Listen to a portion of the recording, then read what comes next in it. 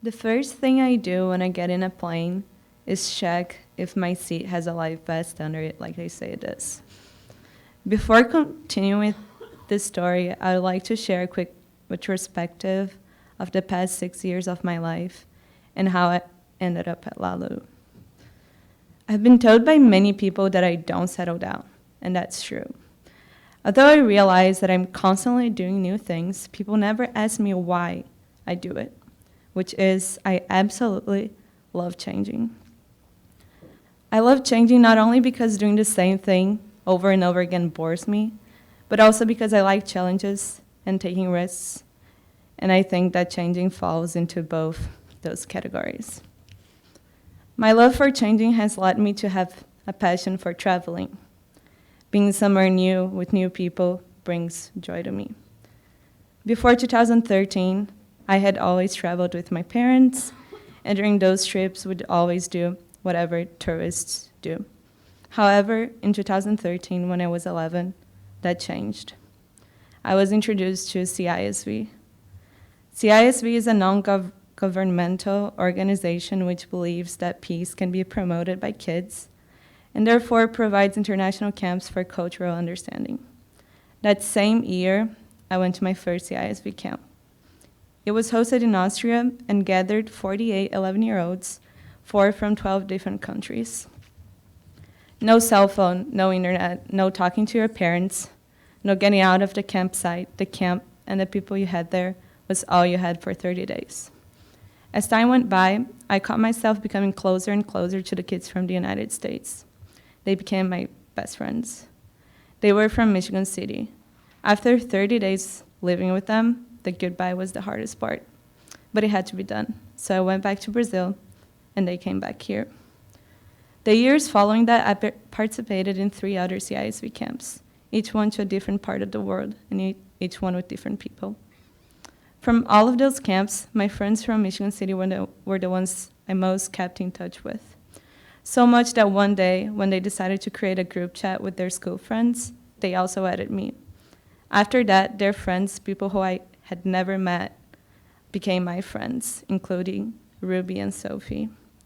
We talked and FaceTimed a lot, but a few months after it started fading off. And by 2015, we would rarely talk. Having a passion for changing has redirected my life. I loved CISV camps, and clearly I made life-lasting connections. However, I wanted a bigger change. So in 2017, I decided to leave my country, my friends, my family, and go on an exchange year to the United States. I was selected to go to Houston, Texas, and I embraced it.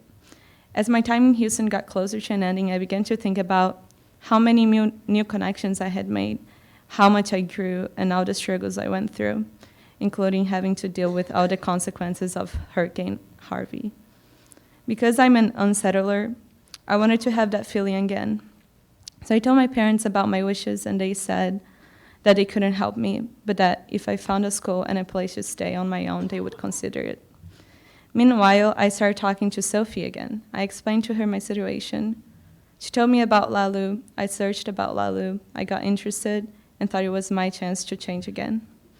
I applied and got accepted, but then a problem arose. My parents could not afford boarding. I talked to Sophie and said that I would probably not be able to go to the school, but she was determined to make me come here. So she started talking to some of her classmates about the possibility of opening their doors to a Brazilian student. That's when Elena and her dad came into play. They agreed to be part of this unusual story and host me. I'm very thankful for them because of them, my parents agreed to let me come here, and I moved here. That is my journey of how I ended up at Lalu. After I share this story with people, they usually call me strong and fearless, but that's absolutely not true. Something I realized during this journey is that I usually fear what people don't fear, and not fear what people fear. People would ask me, but aren't you afraid of living at a stranger's house? Aren't you afraid of changing schools and having to make friends? Aren't you afraid of being far away from home? My answers were no. I found all that exciting, not fearful.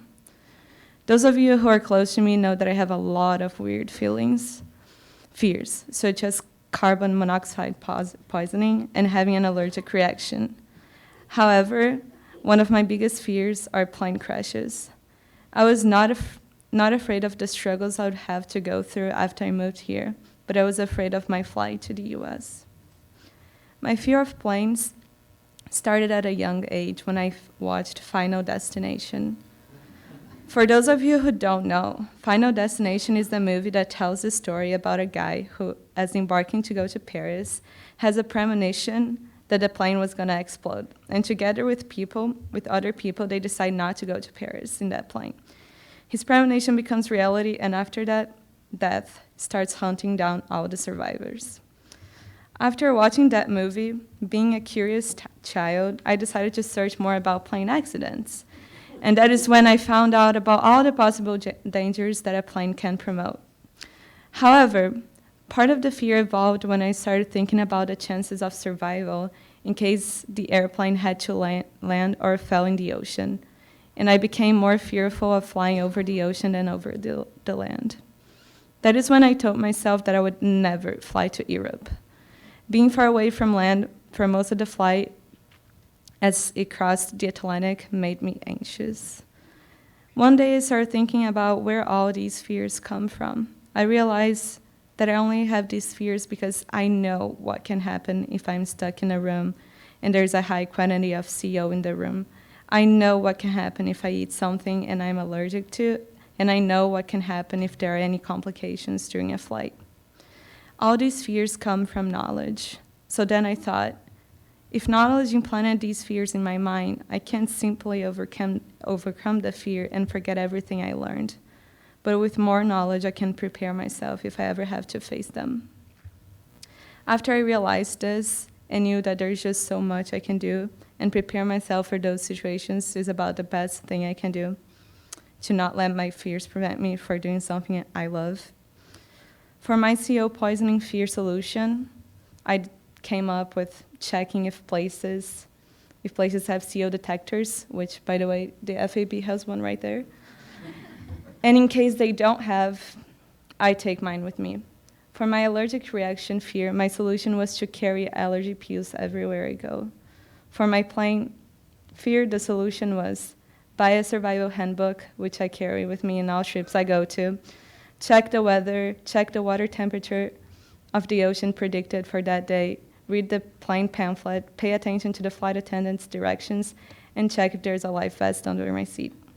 Sharing what I do about my fears has led to many people laughing at me. Let's say that I had not done exactly what I told myself. Let's say that I had done exactly what I told myself I would do years ago and not travel to Europe. If I had done that, I wouldn't have become friends with the kids from Michigan City. I wouldn't have become friends with Ruby and Sophie. I wouldn't know about Lalu, and I wouldn't be here right now. I want you to take a second and think about your deepest fears. Would those fears be considered normal to have? Would your colleagues make fun of you if you told them about how you prepare to these fears? If you have a fear that conflicts with a passion, do those fears prevent you from doing your passion? And if your answer is yes to any of these questions, as cliché as it sounds, I want you to remember me and my journey. Remember that fear comes from knowledge, so there is no fear that is dumb. Remember that you can always prepare yourself in case you have to face that fear. And if someone ever makes fun of you, remember that you have more knowledge about that topic than they have, and that it is better to not let things hold you back from doing something that you love, even if people make fun of you, than to give up on a passion. And chances are that those people are giving up on their passions. Thank you.